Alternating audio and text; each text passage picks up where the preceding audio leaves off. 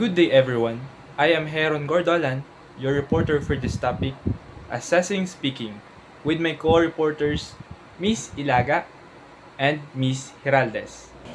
Good day, everyone. Before we begin, I want to share our objectives for today's lesson.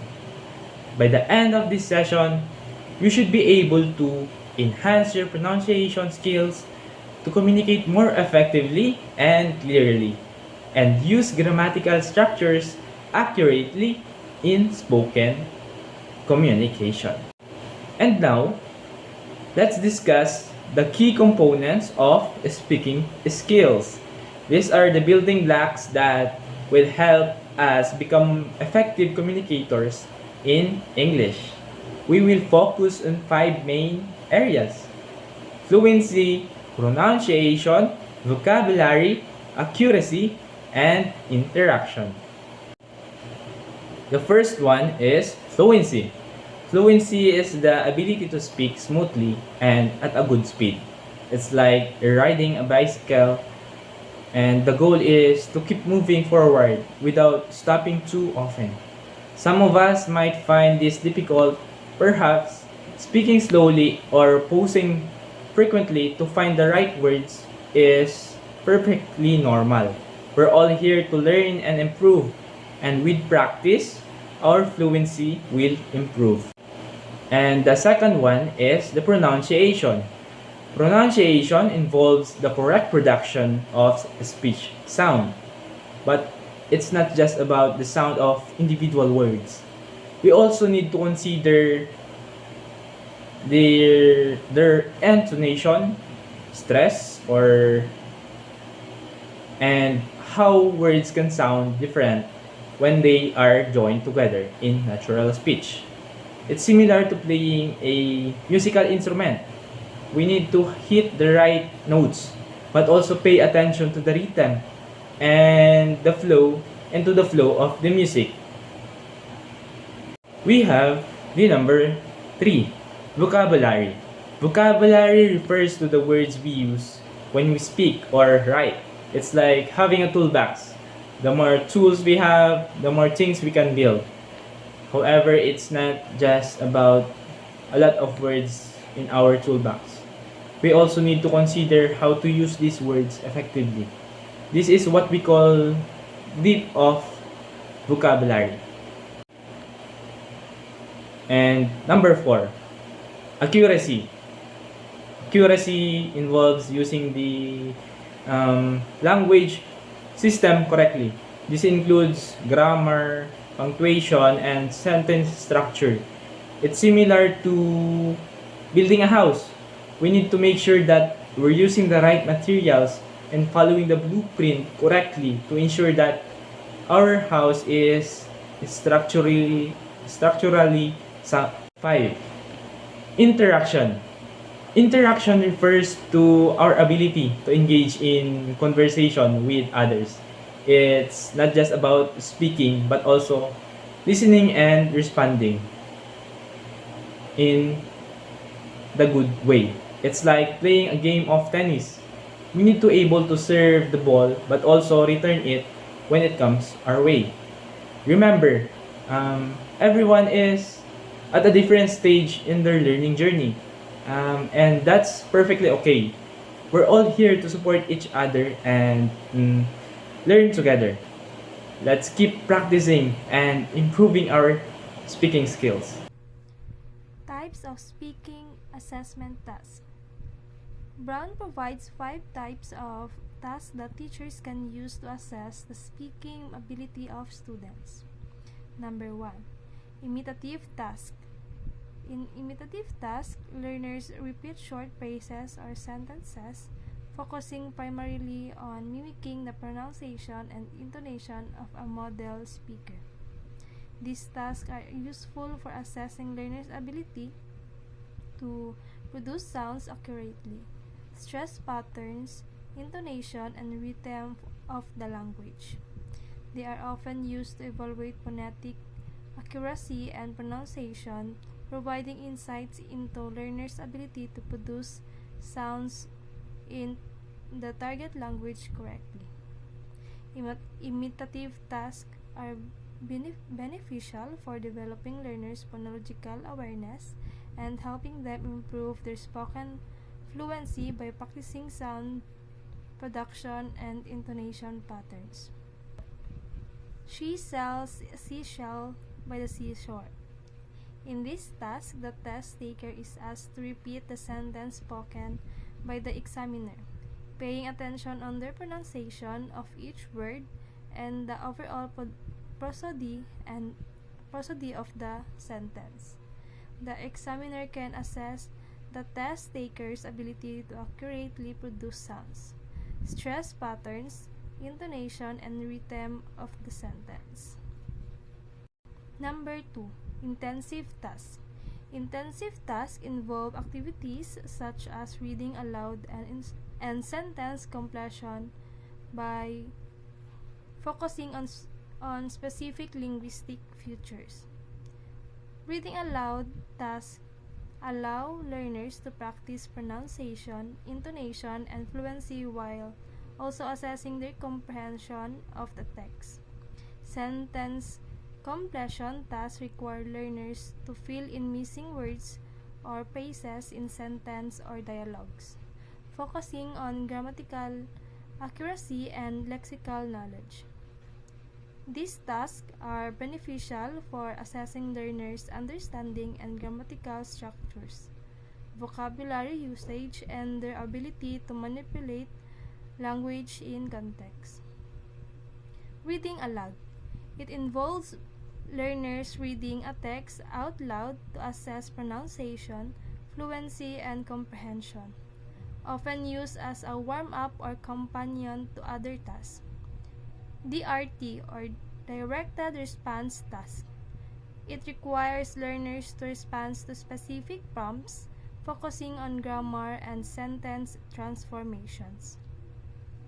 It helps assess accuracy in producing linguistic features like stress patterns and word order.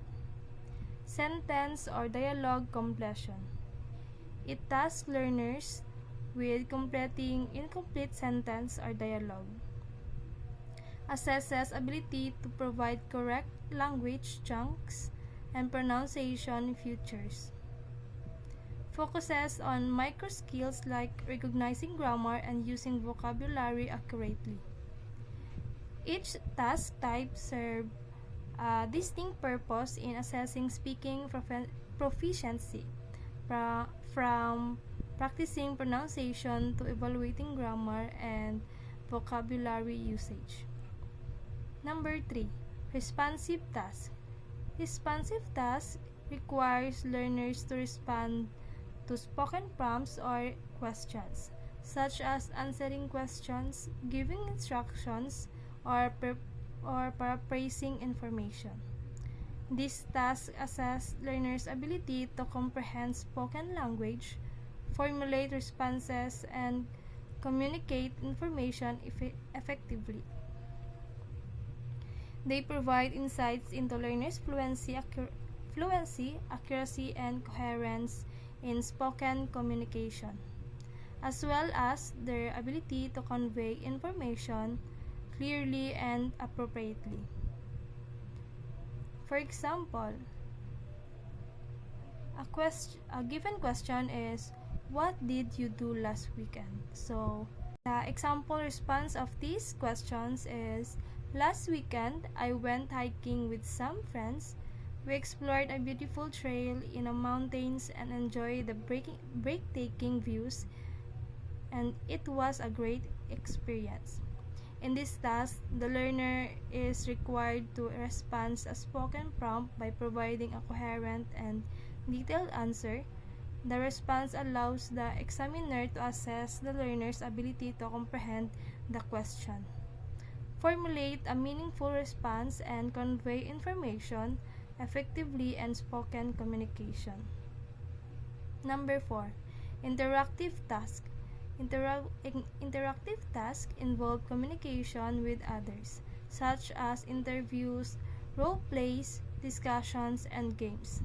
These tasks assess a wide range of speaking skills, including initiating and maintaining conversations. negotiating meaning and using appropriate language in social contexts. Interactive tasks promote collaboration, critical thinking, and problem-solving skills in addition to assessing speaking proficiency. They provide opportunities for authentic communication and allow learners to practice real-life language use in meaningful contexts. Interview.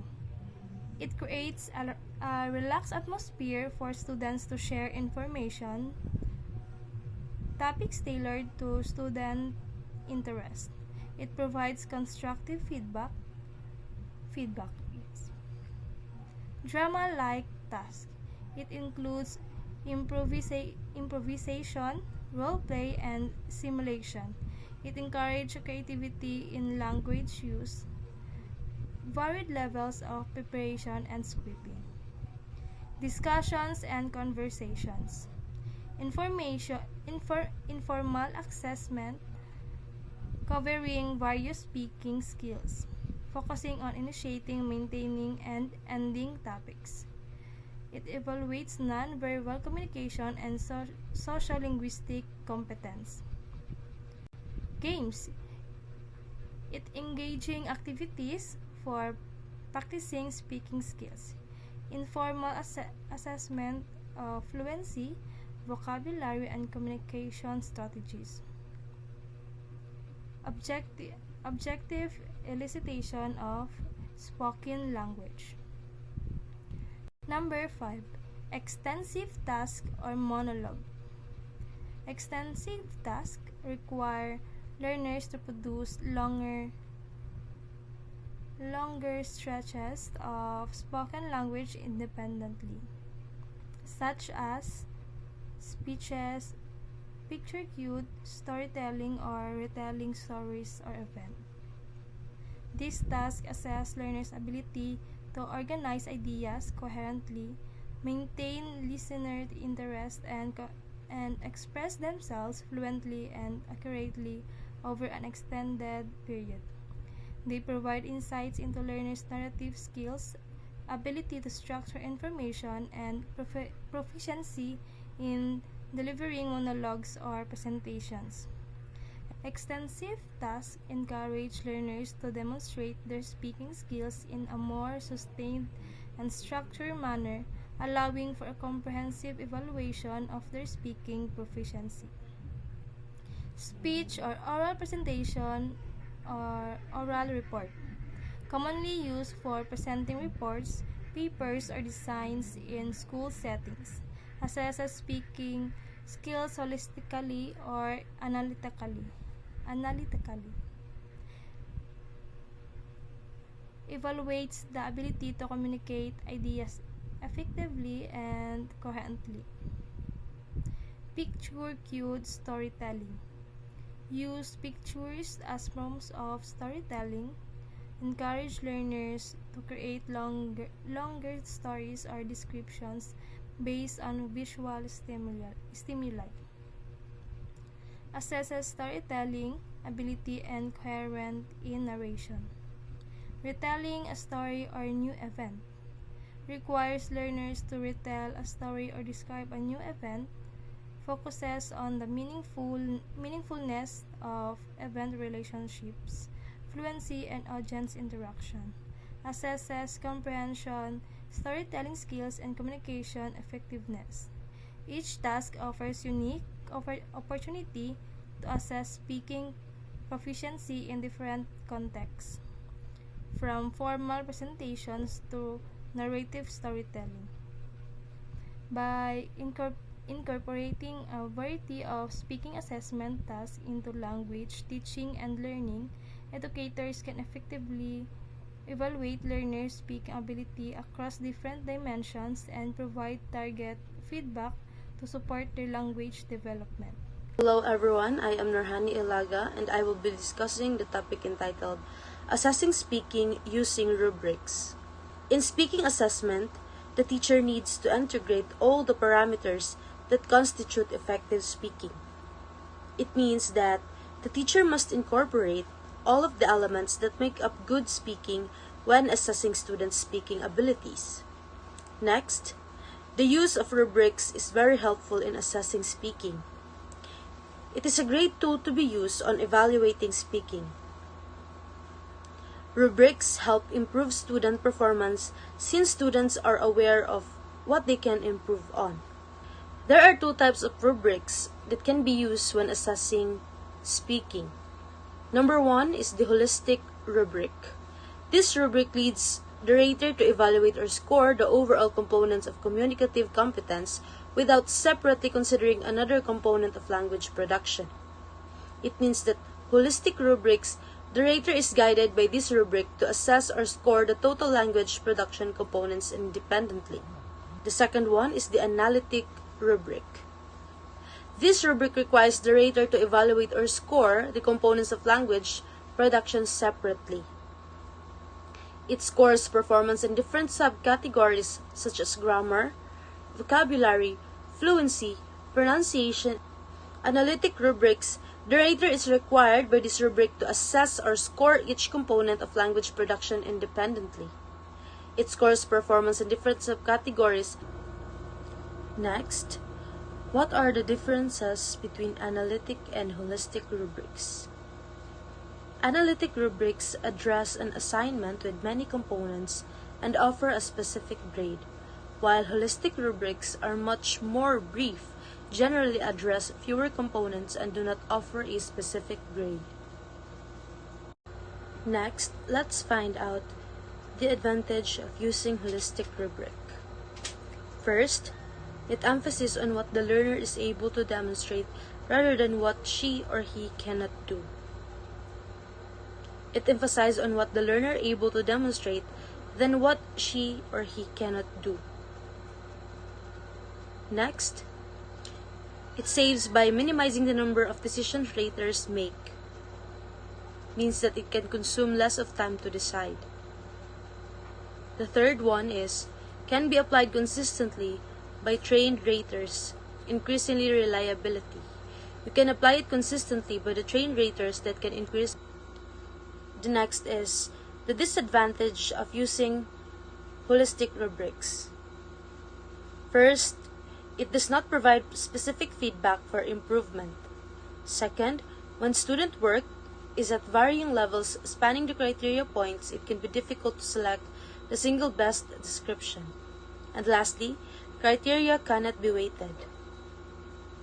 Earlier, we've discussed the advantage and disadvantage of using holistic rubrics. And now, let's move on to the advantage and disadvantage of using analytic rubrics. The first advantage is it provides useful feedback on areas of strength and weakness. It can give a good feedback and can identify what area you are good at. Next, criteria can be weighted to reflect the relative importance of each dimension. The first disadvantage of analytic rubrics is it takes more time to create and use than a holistic rubric. In here, you can consume a lot of time to do your work. Lastly, unless each point for each criterion is well defined, raters may not arrive at the same score. O'Malley, 1996-65. He suggested several steps in developing a rubric. The step 1 is set criteria of task success. Step 2, set dimensions of language to be assessed: grammar, vocabulary, fluency, pronunciation, and task completion. Step 3, give appropriate weight to each dimension. And the last is the step 4, focus on what test taker can do instead of what they cannot. That would be all, and thank you very much for listening. We hope that you learned something from our report. Thank you very much, and God bless everyone.